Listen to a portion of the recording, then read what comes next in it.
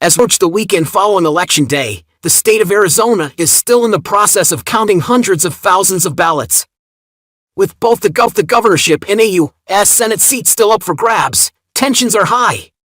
Republican candidate for governor, Kari has big plans for the state that could potentially upset the Democrat establishment. In a recent conversation with Arizona's Terry Lake, she impressed with her vision for the state, and many believe she will be the next governor of Arizona. However, the slow vote counting process highlights the need for election reform in the state. It would have been better if we postponed this until after 2020, but we missed the opportunity. However, if I become governor, we will make it happen. One of the changes I propose is accepting mail-in ballots until the very last moment and extending the voting period to almost a month in Arizona, instead of just one day. Unfortunately, this might cause delays, but it will ensure that more people can participate in the election process. One of the positive outcomes of Election Day was the massive voter turnout we witnessed. Mike, there was an overwhelming number of people who lacked trust in the mail-in ballot system and preferred to hand-deliver their ballots on Election Day. As a result, we had a record-breaking number of hand-delivered mail-in ballots, totaling 401,000, that have yet to be counted. These ballots are expected to heavily favor me and the other Republican candidates since they represent people who are skeptical about the election process. However, election officials have not even started to count these ballots yet. Is there a suspicion that the delay in counting votes was intentional in order to create the appearance of a Democratic victory, even though it's widely assumed that Election Day votes tend to lean Republican?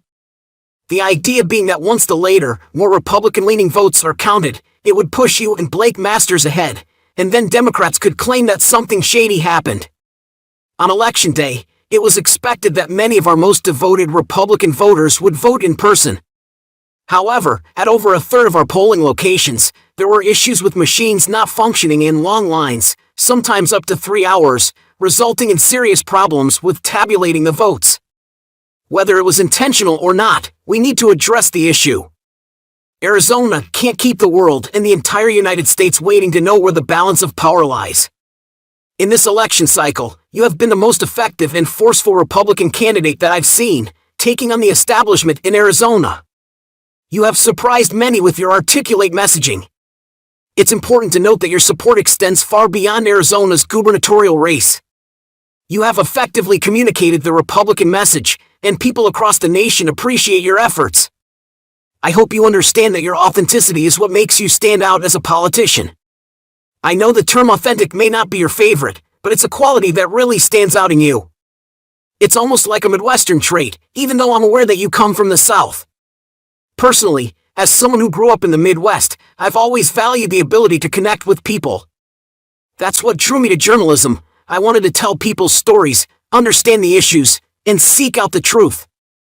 With a 30-year career as an honest journalist, I think my skills have translated well into politics, even though I still cringe at the thought of being labeled a politician.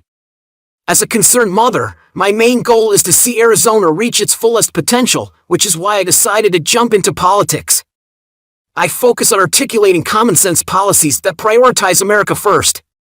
When you speak the truth and present common-sense ideas, it's surprisingly easy to get your message across. However, when you have consultants in your ear, telling you what to say, you can come off as insincere and unrelatable.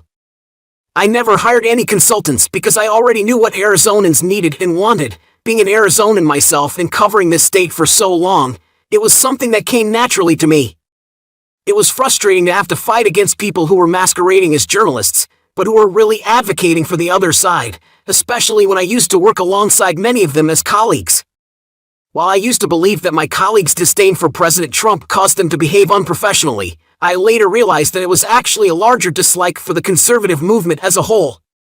Some of the people I once considered friends did not treat me well, but I understand that this is part of the job. I've taken great pleasure in exposing the fake news and showing people how they operate. From the beginning, we brought our own equipment to interviews and recorded the press while they interviewed me. It's been a fun experience to expose the loaded questions with an agenda that they pushed. What's cool, Mike, is that after 525 days of campaigning, I noticed that the press began asking more fair questions and kept their opinions out of them. It's been encouraging to see that the press has improved over time, as they've begun asking more fair and unbiased questions. If this trend continues, and they relearn how to be honest journalists, it would be a gift to our nation.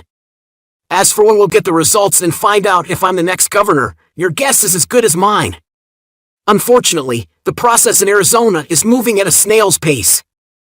They count the mail-in ballots that come in early, which are typically Democrat votes, first, and leave the votes from Election Day until last. This unfairly punishes those who choose to vote on the day of the election. I believe that the ballots cast on Election Day should be counted first, followed by mail-in ballots. That's my humble opinion, and I think it's a more accurate way to handle the voting process. Thank you so much for your kind words, Mike. It means a lot to me, especially coming from someone like you, who I consider to be a rock star as well. For those who are watching and feeling frustrated, I want them to know that they should not lose faith. I prayed a lot before this election, and I trust that God has a plan. We have a strong movement, and we will win. If this election needs to be complicated and dragged out to expose what's wrong with our election system, then we will use it to make that point.